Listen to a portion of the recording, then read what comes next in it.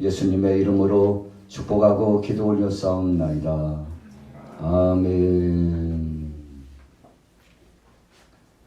오늘 우리가 함께 은혜 받으실 제목은 일한 대로 받을 자기의 상입니다.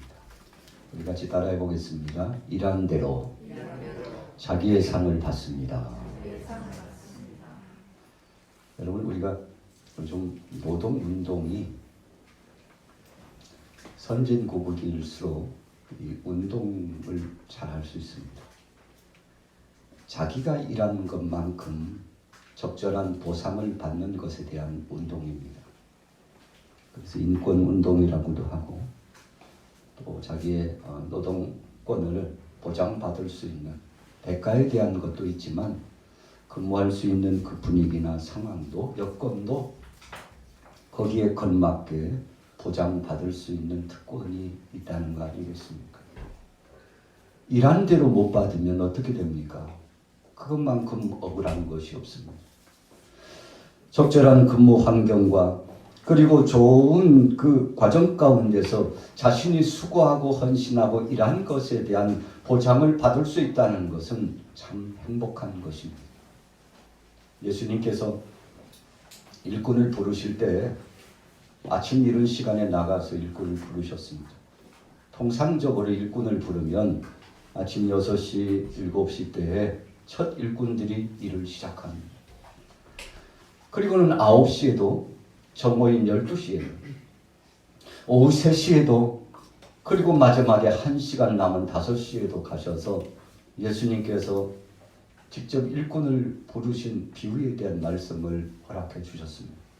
그리고 똑같이 하루 일당의 품삯을 약속하셨어요.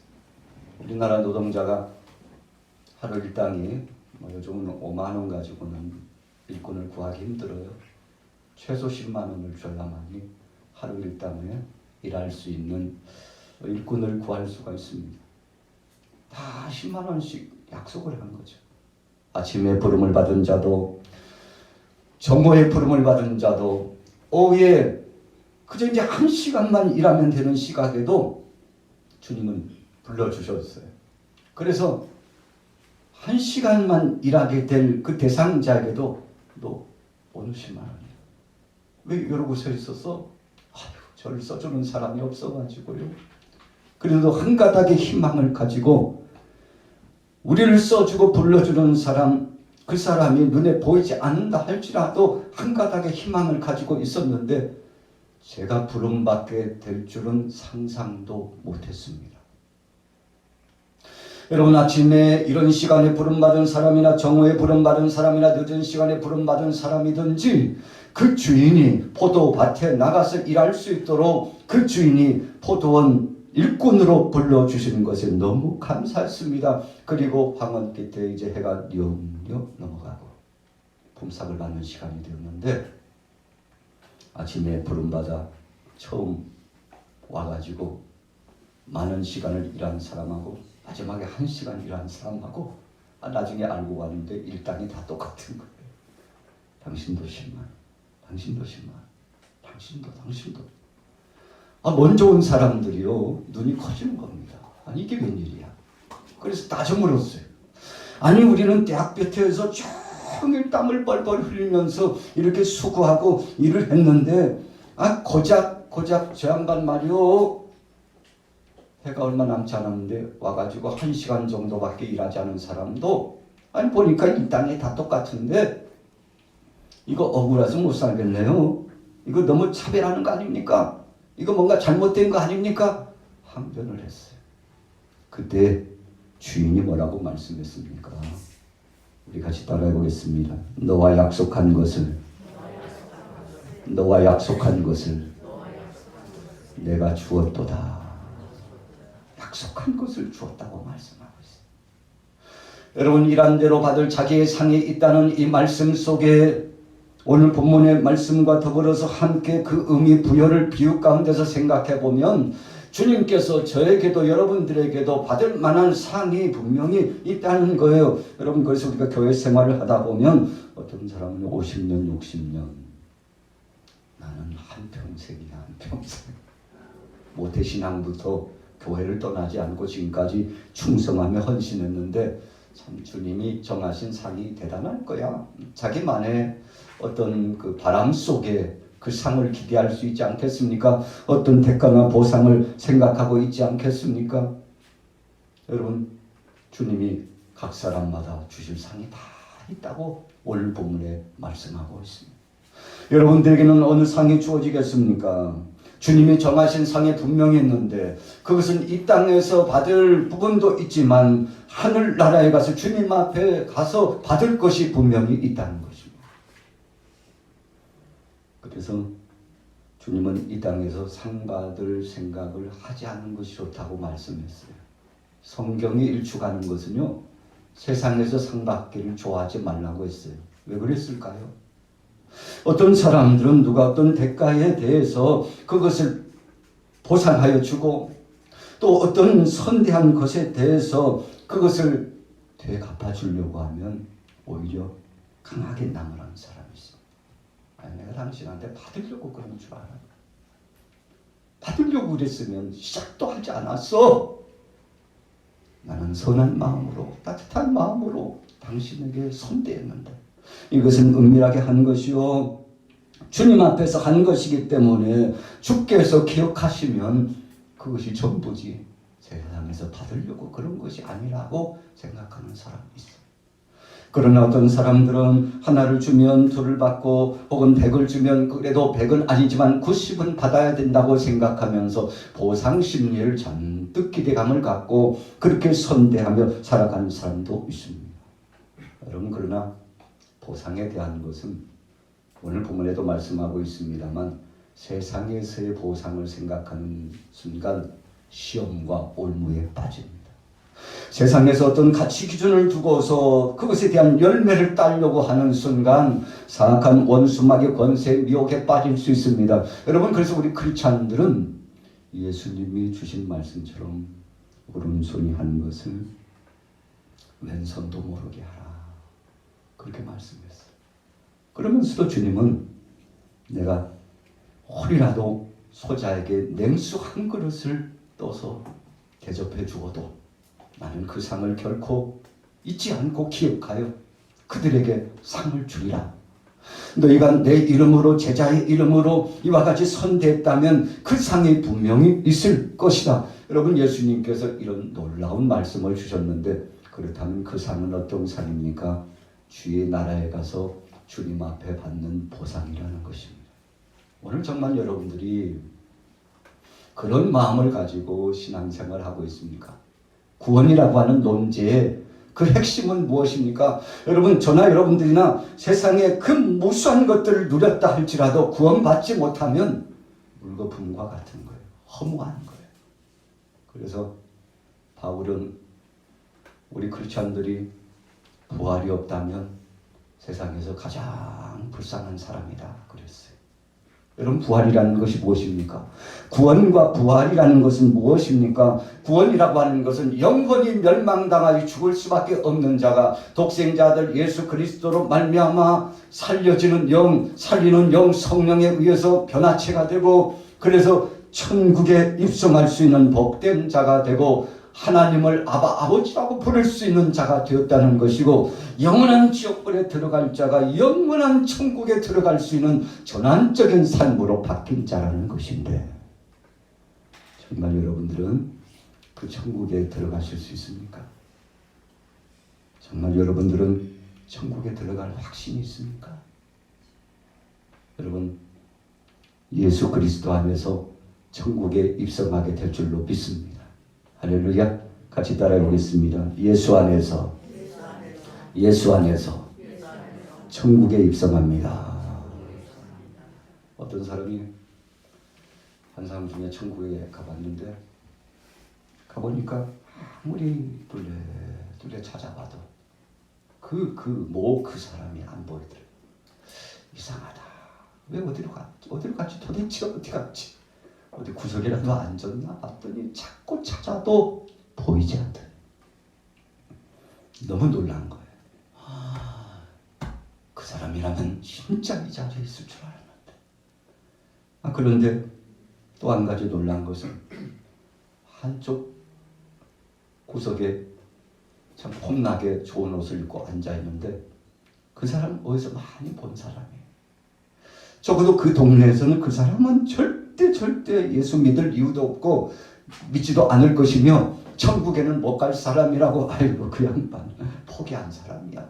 그런데 그 사람이 천국에 주님과 더불어서 세마포옷을 입고 떡하니 그 자리에 있는 것을 보고 너무 소스라치게 놀랬대. 여러분 이 놀람은요 예상 밖이었다는 것입니다. 여러분 그래서 우리가 주의 나라에 가는 것은 내가 힘쓰고 애써서 되는 것이 아니고 인간적인 어떤 판단의 기준에 따라 저 양반은 천국에 들어갈 것 같아. 저 양반은 안 돼. 노. 아예 복음도 전하지 말라고 이런 우리가 생각하는 가치 기준으로 천국에 입성하는 것이 아니라 주님의 긍휼하심, 십자가의 은총, 구속의 은혜로 성령님이 감동하셔서 그에게 변화를 주고 은혜를 주고 하나님의 말씀 안에서 신실한 새 삶을 바꾸어 주시면 그 누구를 막론하고 누구든지 예수 그리스도를 믿으면 천국에 입성하여 주님과 더불어 영원한 나라에 들어가게 될 줄로 믿습니다. 할렐루야. 여러분 참 놀라운 일이에요. 그래서 우리가 305장 그 찬송 405장에 보면 나 같은 죄인 살리신, 나 같은 죄인 살리신 주님의 은혜가 놀라워. 그렇게 찬송을 하는 거 아니겠습니까? 그런데 두 번째로는 구원만 받은 것이 아니라 이 땅에 살면서 수고하고 헌신한 모든 성도들에 대해서 분명한 상이 있다는 것입니다. 우리가 초등학교 운동회에서 상만 받아도요 참 얼마나 기쁜지 몰라요. 아마 밑에 참 초등학교도 운동회가 못했을 것이라고 생각합니다. 그 감성이며 응원하는 모습도 흐뭇해하는 학부모들이고 즐거워하는 학생들 모습 보고 싶어요. 올 가을에는 좀 운동회가 자유롭게 좀 열려졌으면 좋겠습니다. 여러분 거기에서요 달리기를 하면 경주하는 이 학생 선수들에게 상을 줍니다. 1등에서부터 2등, 3등까지 혹은 4등까지 어떤 학교에서는요 그냥 출전하기만 하면 모든 사람들에게 다 상을 줘요. 그래서 뛴 선수들에게 1등이면 1등이라고 도장을 탁 찍어주고 2등이면 2등이라고 찍어주고 그래서 집에 가서 자랑스럽게 아이들이 할머니 할아버지에게 어머니 아버지에게 손바닥을 보이면서 다 보시라고 일자라고 어떤 아이는 3등 4등 따지지 않고 손바닥을 보이면서 나도 상을 받았다고. 여러분 얼마나 기쁘겠습니까? 상 받는 기쁨이라고 하는 것은 그만큼 대가를 지불했다는 것입니다. 수고하고 헌신했다는 것입니다. 대표로서 그 자격을 가지고서 나가서 출전했다는 것을 의미합니다. 오늘 본문에 보십시오. 5절 말씀에 의미심장한 말씀이 있어요. 같이 한번 읽어볼게요. 고린도전서 3장 5절. 성경 다 있죠? 자, 성경 한번 봅시다. 고린도전서 3장 5절을 같이 읽어보겠습니다. 시작.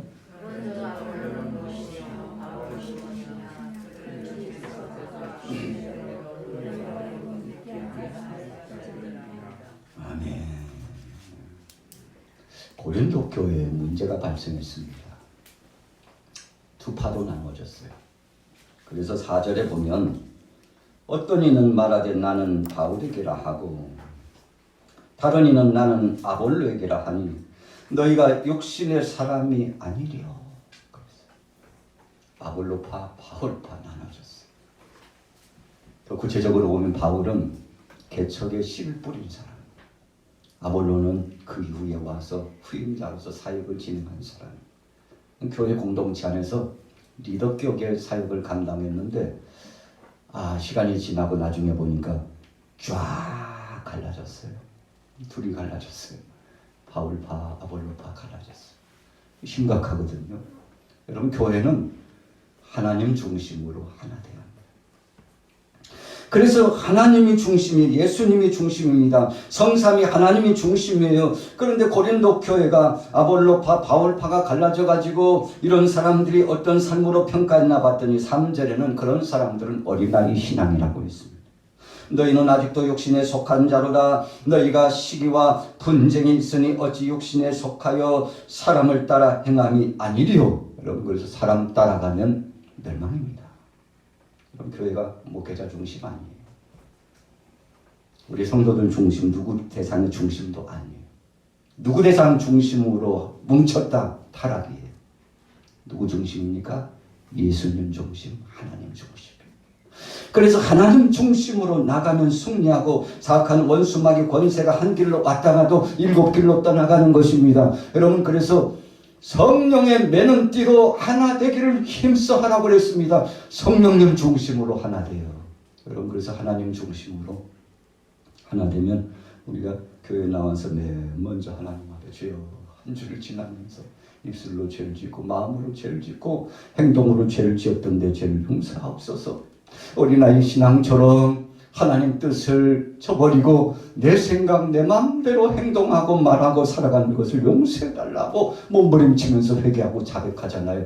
그러면 하나님은 미쁘사 그리고 의로우신 그 주께서 우리 안에 평강의 복을 주셔서 회복을 나타내 주시는데, 여러분, 그래서 교회에 나오는 맛이 그 맛 아닙니까?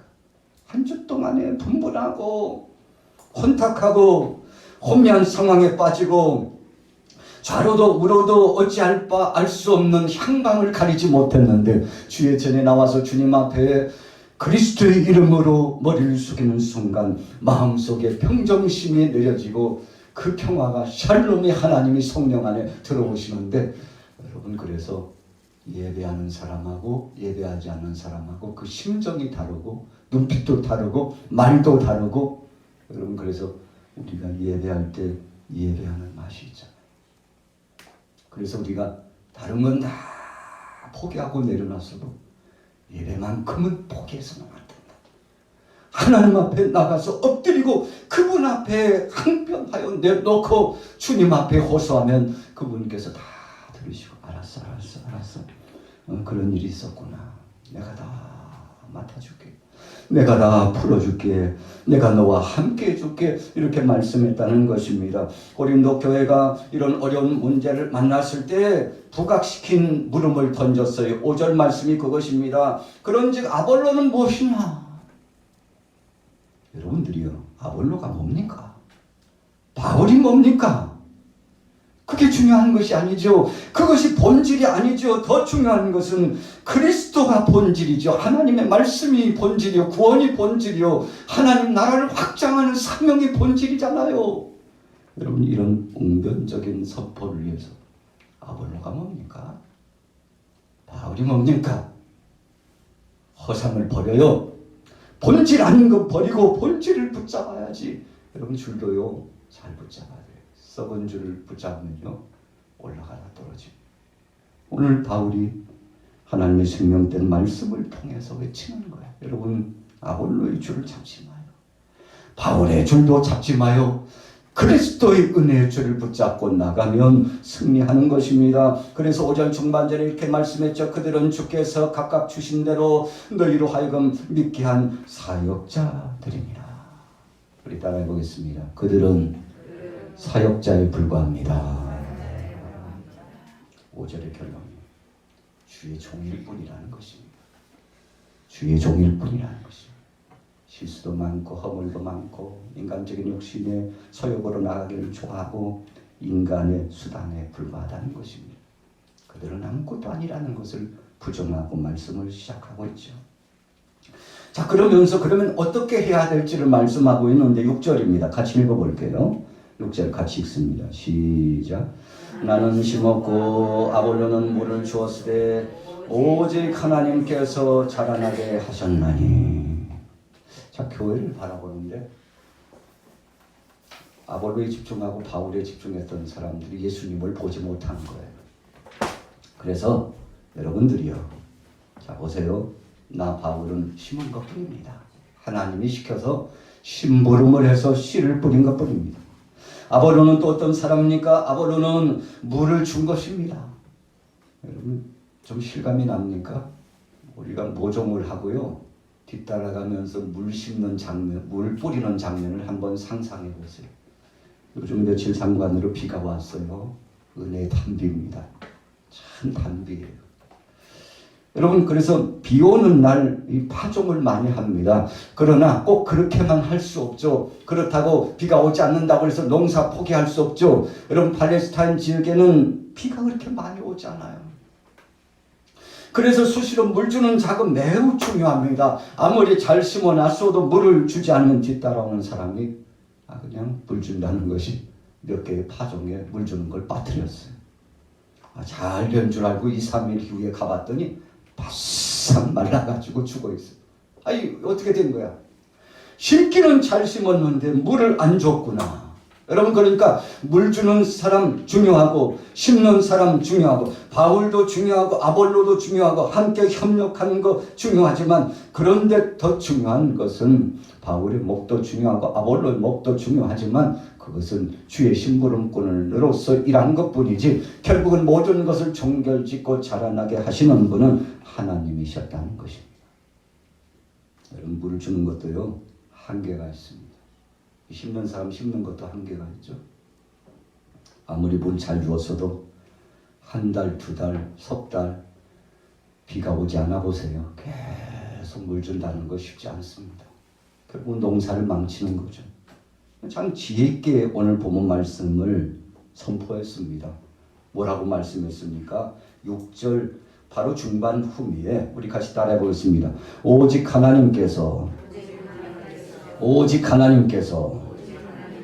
자라나게 하셨나니.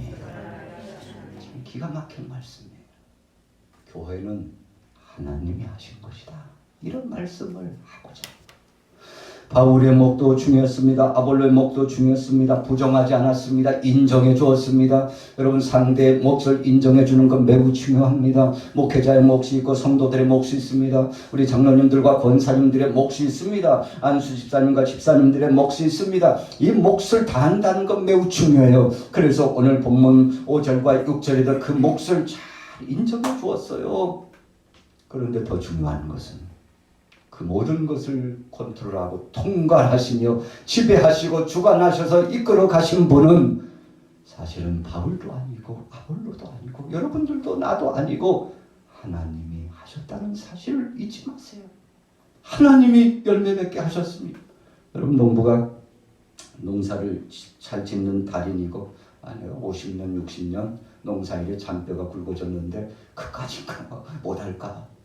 여러분 아무리 정말 부지런한 농군이라 할지라도요 시기적절하게 파종하고 잘 관리를 했다고 해도 하나님이 햇빛을 안 주면 끝난 겁니다.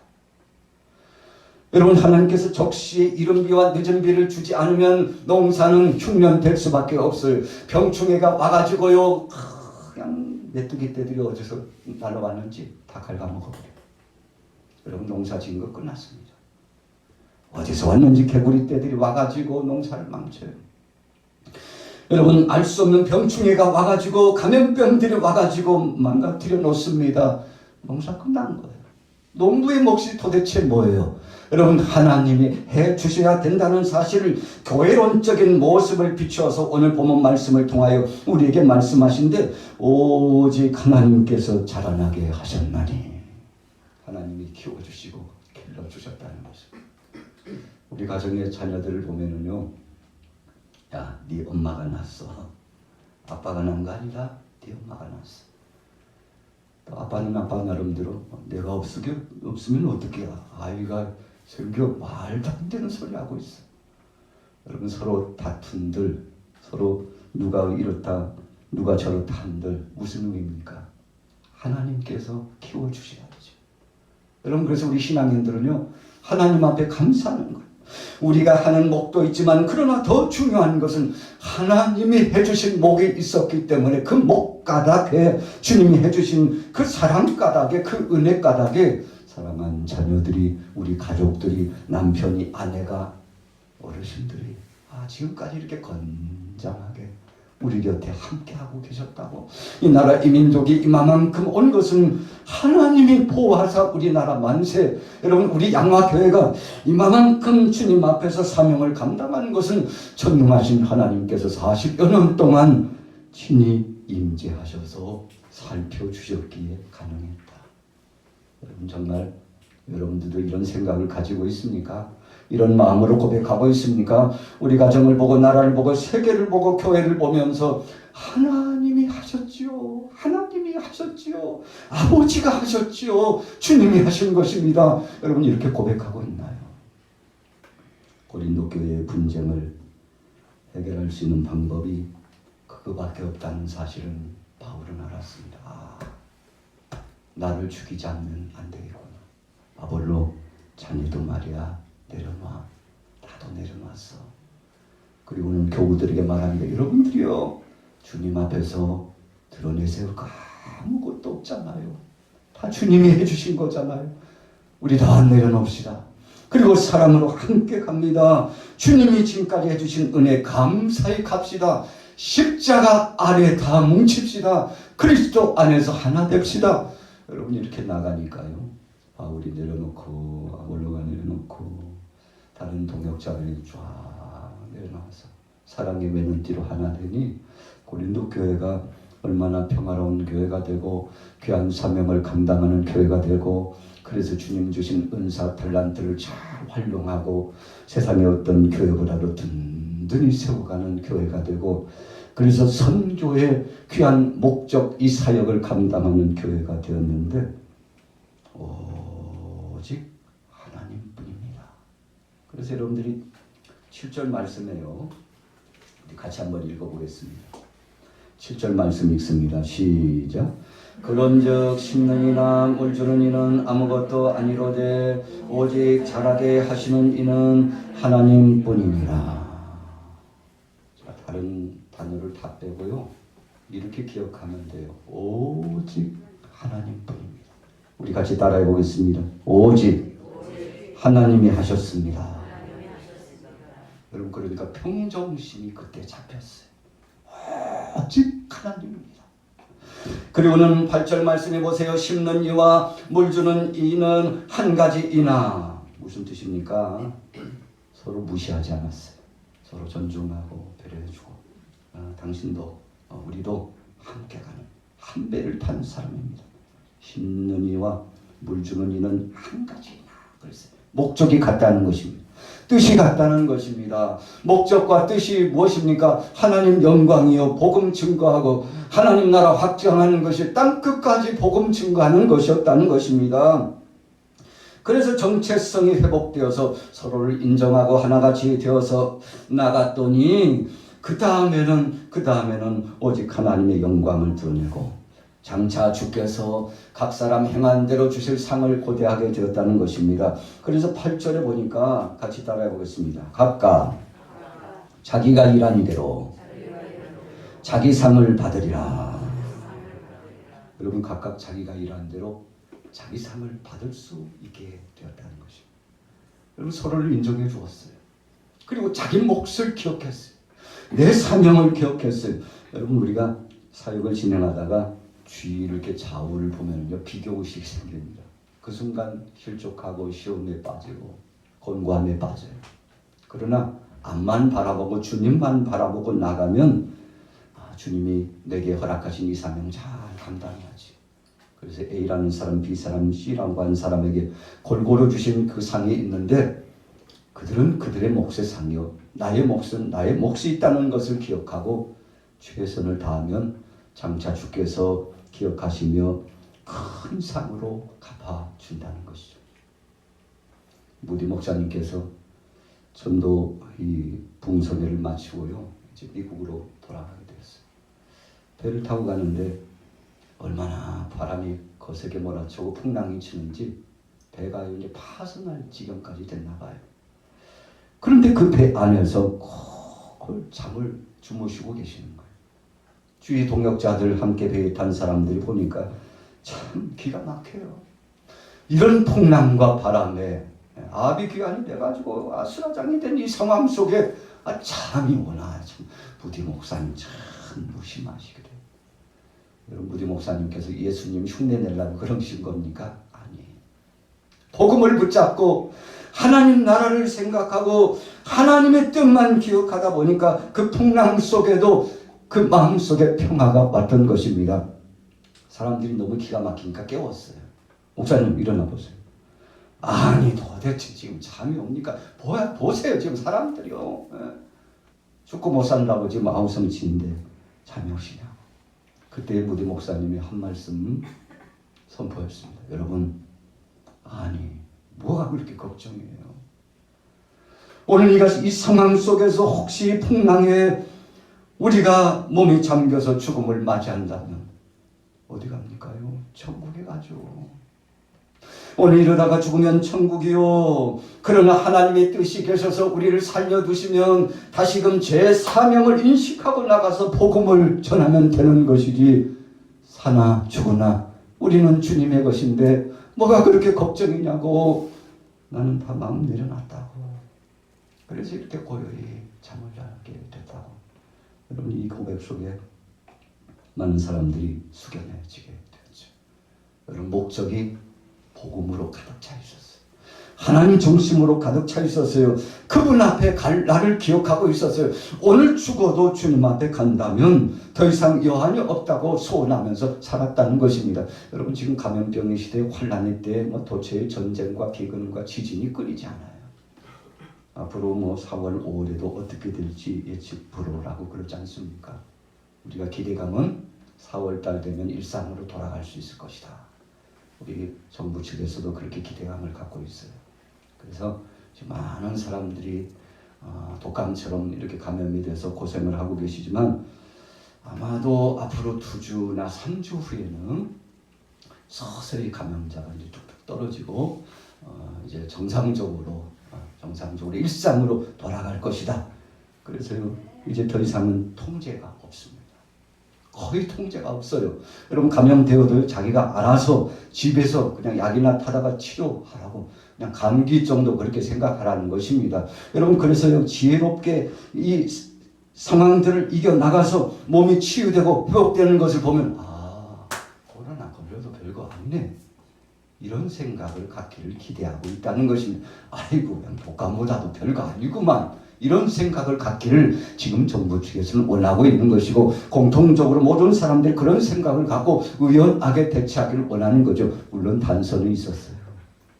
백신은 2차, 3차까지 부스터샷을 최대한 끌어올려가지고 전 국민의 60%, 70%까지는 끌어올린 다음에 지금 모험 아닌 모험을 진행한 거잖아요.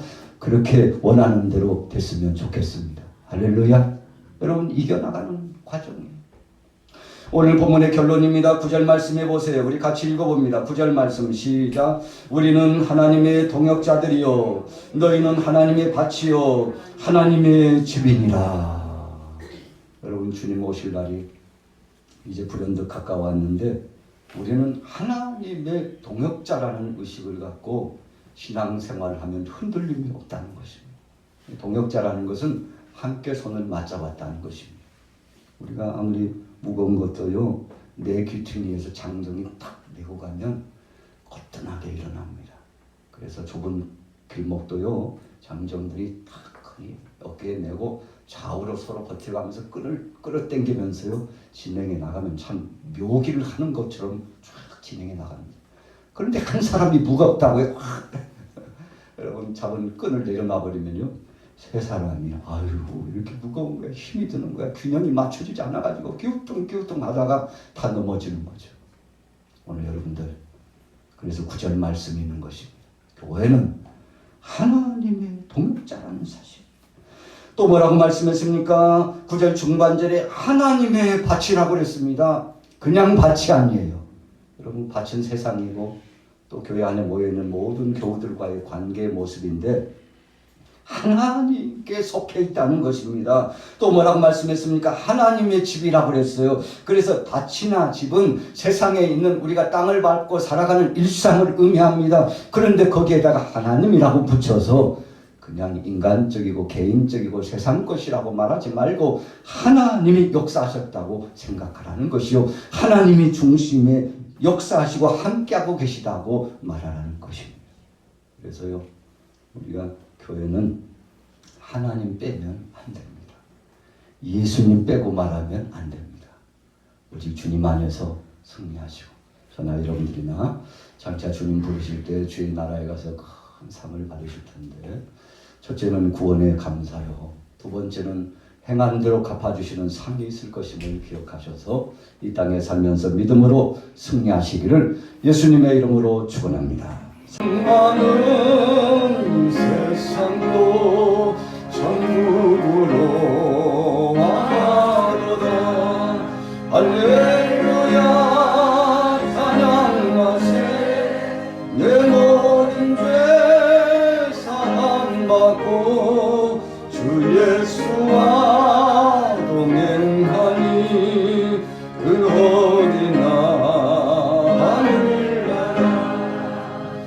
내 얼굴 뵙기 전에 멀리 뵈던 하늘나라 내 맘속에 이루어지니 날로 가깝도다. 할렐루야 찬양하세. 내 모든 죄 사함받고 주 예수와 동행하니 그 어디나 하늘나라. 높은 산이 거친들이 조막이나 궁궐이나 내 주 예수 모신 곳이 그 어디나 할렐루야 찬양하세. 내 모든 죄 사함받고 주 예수와 동행하니 그 어디나. 우리 주악에 맞춰 본문 말씀 기억하면서 기도합시다. 세계 도처에 있는 모든 나라를 위해서, 모든 족속을 위해서 우리 주를 청하고 기도하실 때 주님 저들에게 그리스도의 평화가 임하게 하시고 어려움 당한 이들이 회복되게 해달라고 말씀으로 승리하게 해달라고 주를 청하고 기도합니다. 주여 살아계신 하나님 아버지 감사합니다. 천리 하나 만리 하나 많구만한 사랑 가운데 우리를 불러주셔서 일꾼 삼아주시는 주님 감사합니다. 은혜 주신 주님 감사합니다. 주님 감사합니다. 오 주님 사역 감당해 나갈 수 있고 이 사역 감당해 나갈 수 있고 오 아버지